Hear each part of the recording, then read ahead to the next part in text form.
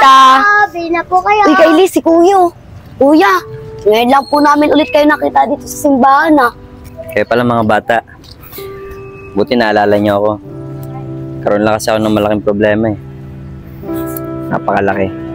Ganun po ba, Kuya? Nagkaroon po kayo ng problema. Pero Kuya, sana po wag niyo pong kakalimutan na lumapit sa Diyos. Gusto po, maraming salamat po sa araw-araw namin paggising po. Saka po sa natatanggap po namin biyaya. At maraming salamat na rin po sa araw-araw na paggabay niyo po sa amin. Sa ngalan ng Ama, ng Anak, ng Espiritu Santo. Amen. Tay, alis na ako. Pasok na sa trabaho. Anong ginagawa niyo dyan? Oo nga pala, anak. Hindi ka man lang muna sumabay sa amin dito sa pagdadasal. At para gabayan ka ng Panginoon Diyos sa pagtatrabaho mo. Naku, Tay. Tigil-tigilan niyo ako sa ganyan. Hindi na kailangan ng dasal-dasal. Ang kailangan ngayon, sa panahon natin, kailangan mo madiskarte at masipag ka lang. Doon ka lang aasenso. Pero yung mga ganyang dasal, naku, tagal-tagal nyo nagdadasal yan. Ganyan pa rin kayo. May nangyari ba sa inyo? Wala naman, di ba? Hanggang ngayon, wala kayo sariling bahay. Kikitira lang kayo. Na kayo? Alis na ako. Apo, huwag mo nang pansinin yung tatay mo. Lo, ba't ganun po si tatay? Di po siya nagdadasal. Ito nga pong pinatayo yung altar, nagalit pa po siya. At sabi niya, Lo, di daw totoo ang Diyos. Kasi daw gawa-gawa lang daw to ng mga tao. Totoo ba yun, Lo? Ito rin pong nakatayo sa altar, di daw po yung totoo. Gawa-gawa lang daw po yun ng mga tao, kaya hindi katotohanan. Apo, tama ka. Kaya nga gawa ng tao yan. Pero bilang pagnispeto at paggalang natin sa Panginoon Diyos, yan ang paglalarawan natin bilang paggalang natin sa Panginoon Diyos. Ganun po ba, Lo? Sana nga po, Lo, maniwala na po si tatay sa Diyos. Huwag kang mag-alala, Apo. Naniniwala rin ang tatay mo sa Diyos. Saka alam mo, Apo, Diyos na ang gagawa ng paraan para siya na mismo ang lalapit sa Diyos. Tapos din. O nga pala, pre. Balitaan ko, kagapon, laki ng kinuha mong bali kay boss, ha? Saan mo ba gagamitin yun? Oo, pre. Dinala ko kasi sa ospital yung anak ko eh. Malubha kasi yung sakit niya. Pero okay na naman yung anak ko. Kaya nga ako nagpapasalamat sa Diyos eh. Gumaling agad yung anak ko. Alam mo, pre, napakabait talaga ng Diyos. Humiling ka lang sa kanya, tutulungan ka niya. Naku ba naman, pre? Papasalamat ka sa Diyos. Eh, ano ba humingi ng tulong? Di ba kay boss? Na kailangan ka ng pera. Kay boss, di ba? Ba't kailangan sa taas ka magpapasalamat? Dapat magpasalamat ka. Eh, boss, kasi siya nagpahiram sa'yo at siya ang tumulong sa'yo para gumaling yung anak mo. Bira talaga, parang Randy, oh. Alam mo, pre, hindi totoo ang Diyos. Kamaniwala dun. Kasi kung totoo yun, di ka nahihingi ng tulong. Magagalingin agad yung anak mo. Kaya huwag ka maniwala ron. Grabe ka naman, pre. Oo, nagpapasalamat pa rin ako kay boss. Alam ko, malaki na itulong niya sa akin. Pero, kasangkapan lang tayo mga tao, pre. Saka alam mo, pre, Diyos lang ang gumagawa ng paraan para tulungan tayo. Bahala ka sa paniniwala mo. Tara na!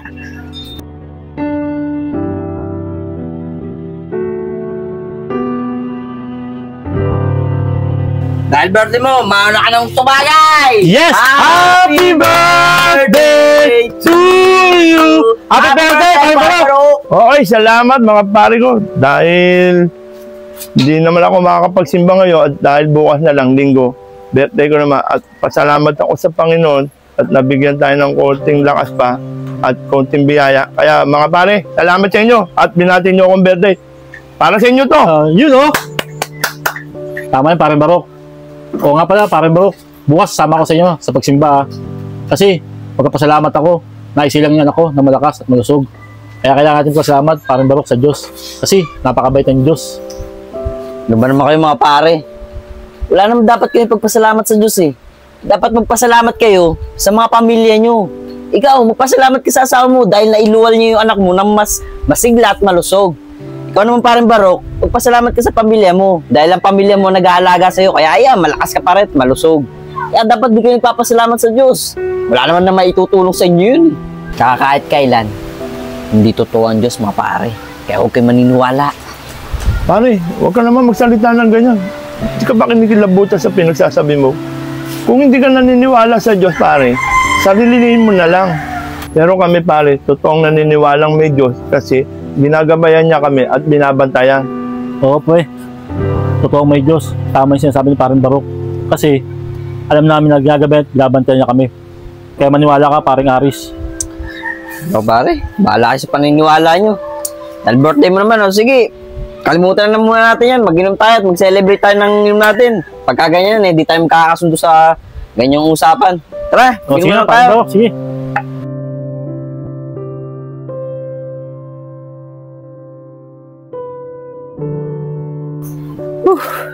Oh, Maring Isang, mukhang na bis kayo ah. Saan ang lakad yung dalawa?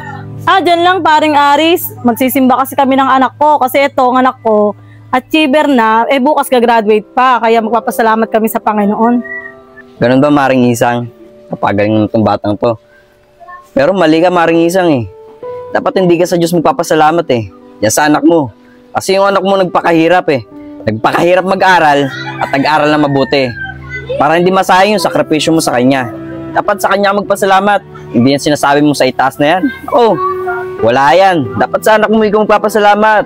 Kaya dapat ang maganda mong gawin sa anak mo, kasi yung isisimba nyo, pasyal mo na lang yung anak mo sa SM. Igala mo, o kaya bili mo ng bagong damit. Siguro, baka natuwa pa yung anak mo sa'yo. Sige na, dito na ako.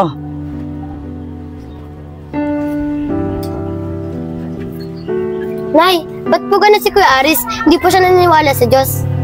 Ganito kasi yan, anak. Si Kuya Aris mo kasi, dating makadiyos yan at palasimba, anak.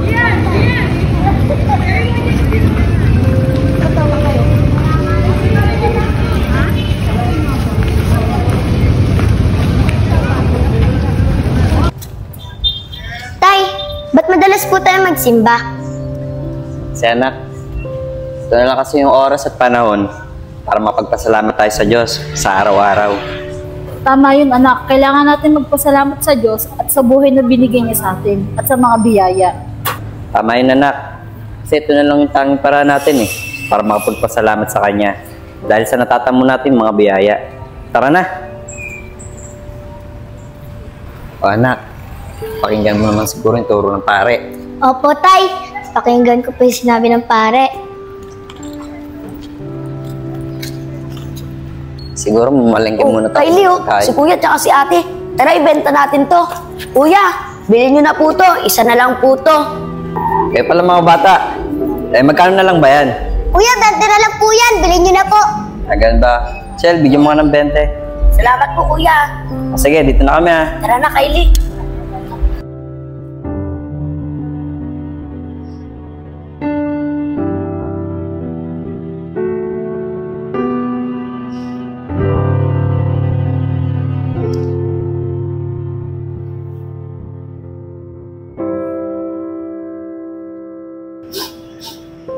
Ama, Diyos na makapangyarihan sa lahat.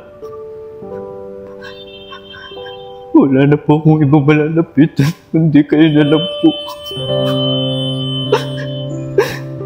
Sa kalagayan po kami ng problema.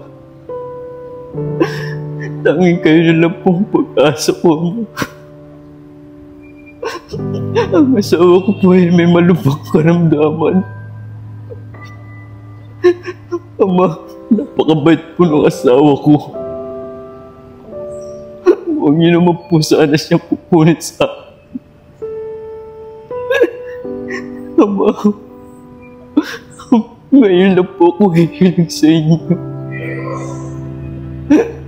Na sana po magaling niyo po yung asawa ko. Nakitiwala po sa inyo. Kayo na lang po yung pag-asa ko.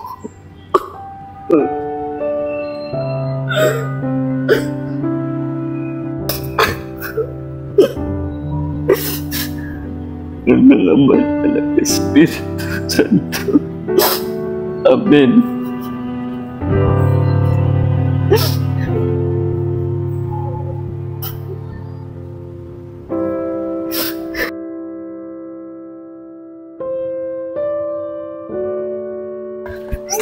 Paring Aris, saan ka ba nagpunta? Kanina pa kita hinahanap eh. Ganun ba, Maring Isang? Dumaan kasi ako sa simbahan eh. Humingi kasi ako ng panalangin para sa asawa ko. Bumili nga ako ng sampagita para sa kanya. Bakit ba? Ganun ba, Aris? Aris, lakasan mo yung loob mo Kasi yung asawa mo,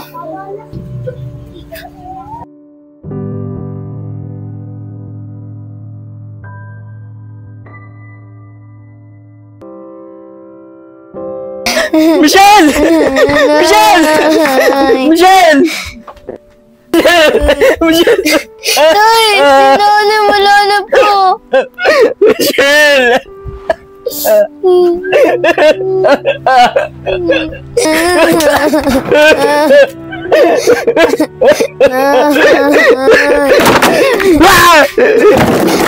Bakit yun? Ano mo nagawa ko? Hindi naman ako nagkulang Ano mo? Napakasawa mo! Napakasama pa namin. Mamuharag gawin to sa amin. Sinasama ka namin! Bakit ginawa mo to? Nanalangin kami. Araw at gabi. Humihilig ako sa inyo.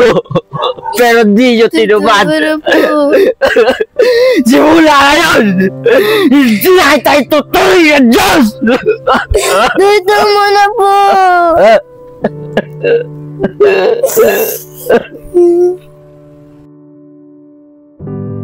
Ganun po ba, Nay? Dapat si Kuya Aris magsisihin ng Diyos. hayaan mo na yun, anak. Maghintay na lang tayo na ang Diyos ang gumawa ng paraan para bumalik ang pananalig niya sa kanya. Tara na po, Nay.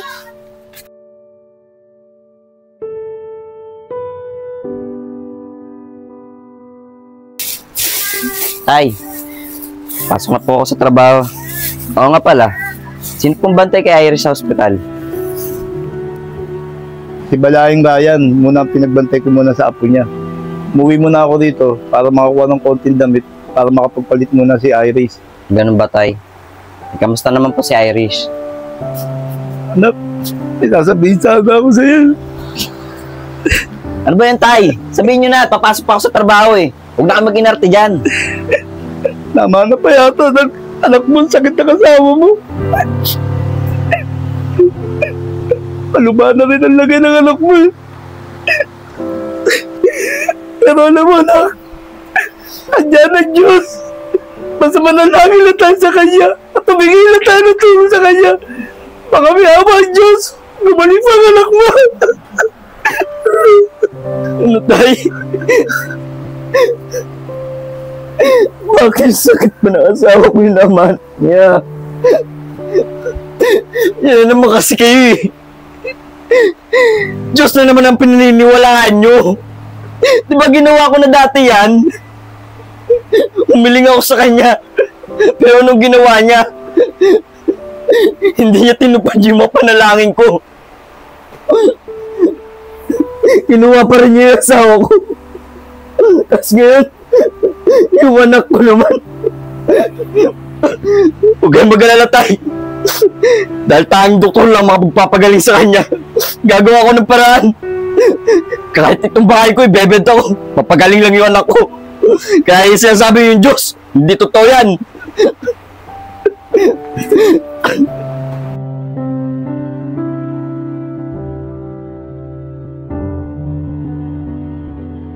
Paring Aris, nakakaawa naman yung anak mo, no? Napakabata niya pa para magkaroon siya ng ganun sakit. Tay, ito na po yung pera. Hoy, anak. Pare, Malibo, pare. Para makatulong sa'yo. Parang Roel, malaking bagay na rito. Pabili din ng gamot ng anak ko. Maraming salamat sa inyo, Pare, huwag ka sa'yo magpasalamat. Kasi alam mo, pre, ginawa lang naman kasangkapan ng Diyos para matulungan din kita. Pre, pasensya ka na. Siguro dito sa pinairam mong pera, magpasalamat pa ako sa'yo. Pero yung sinasabi mong Diyos, magpapasalamat ako sa Kanya, mukhang malabo yun. Pasensya ka na, pre. Maraming salamat ulit dito.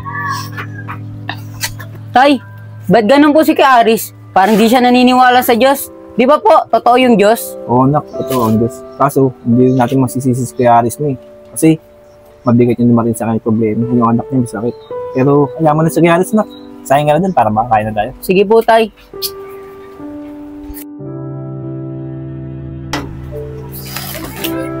Tay, dito na po ako. Tay, kinuha ko na nga pala yung mga requirements ko sa trabaho ko. At may nakuha na rin po akong pera doon. Yung back pay ko po. Pambili din po to ng gamot ni Irish.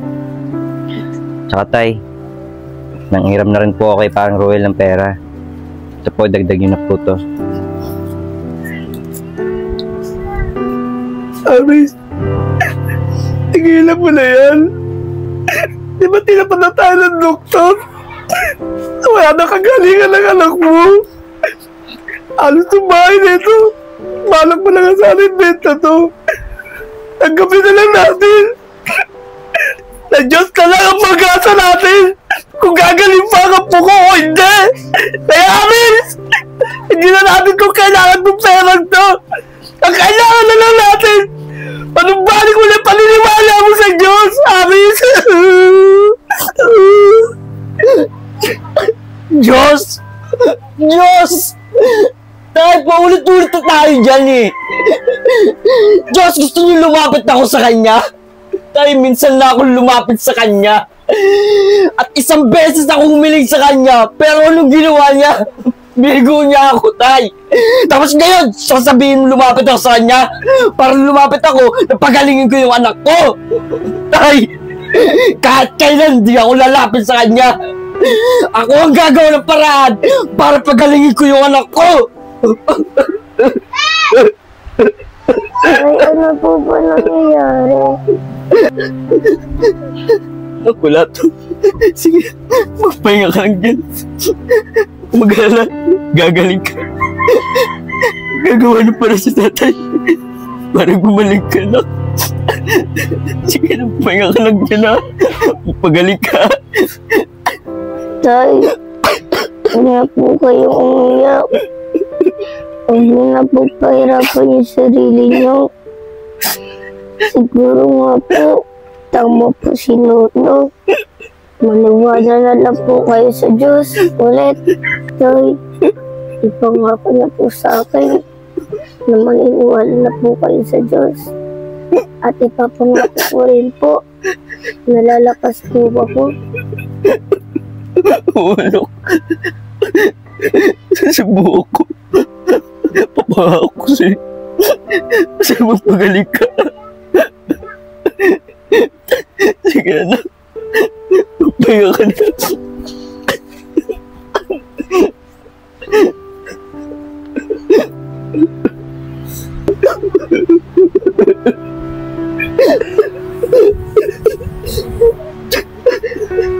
Tay, kayo po muna para sa anak ko. Durug na po yung puso ko. Nakita siyang nahihirapan. Aalis po muna ako. Ano? Sana anak, sa ulit pagkakataon, paniwala ka na sa Diyos. Anak.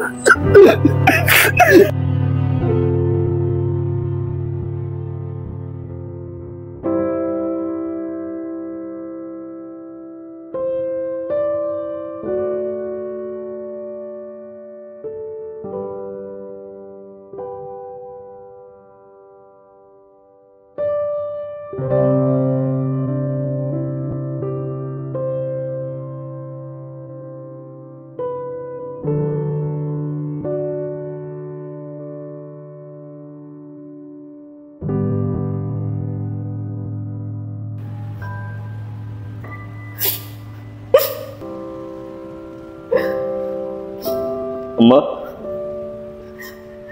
nandito po ako ngayon para humingi po isa pang pagkakataon para maniwala ulit sa inyo.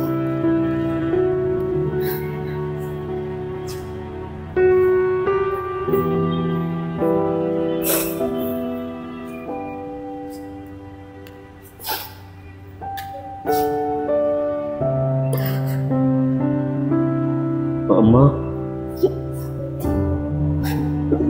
alam ko po na Napakalaki ng kasalanan ko sa inyo. Marami akong pagkukulang. Marami akong kasalanan na nilabag tungkol sa inyo. Nandito po ulit ako, Ama, at nakikiusap sa inyo. At humihiling na sana po tulungan niyo po yung anak ko. Malubha po siya sa sakit. Kaya na po yung tanging paraan para gumaling ang anak ko. Tawarin niyo po ako sa mga kasalanan gawa ko sa inyo. Kaya na po bahala sa anak ko.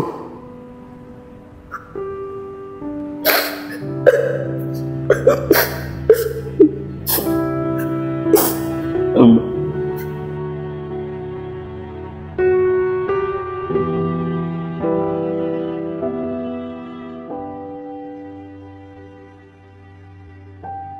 Tapagita! Bili na po kayo. Uy, Kylie, si Kuya. Kuya, ngayon lang po namin ulit kayo nakita dito sa simbahan, ah. Kaya pala mga bata, buti naalala niyo ako. Karoon lang kasi ako ng malaking problema eh. Napakalaki. Ganun po ba kuya? Nagkaroon po kayo ng problema. Pero kuya, sana po wag niyo po kakalimutan na lumapit sa Diyos. Oo nga po, Kuya. Siya lang po ang tanging makakapagligtas sa atin.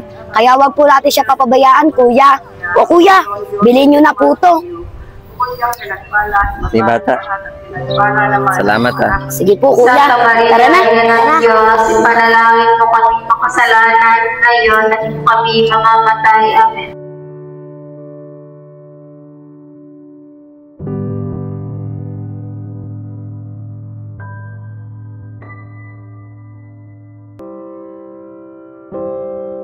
Apo, inom ka ng gamot. Iris, gumising ka na dyan. Iris, bakit di ka magising? Tay! Tay, ano po nangyari? Irish! Irish!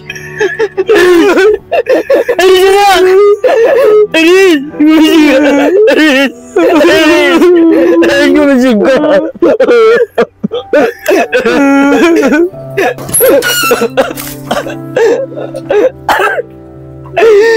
Ginawa ko naman na!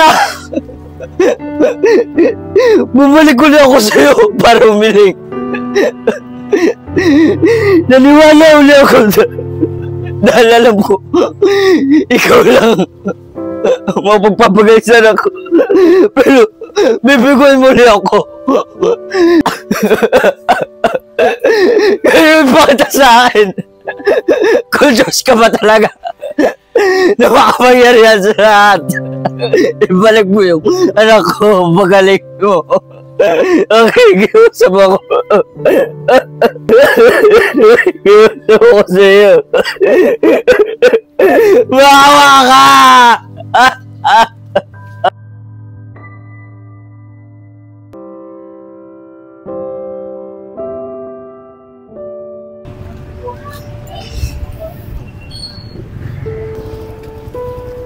Dok, kamusta na po yung kalagayan ng anak ko?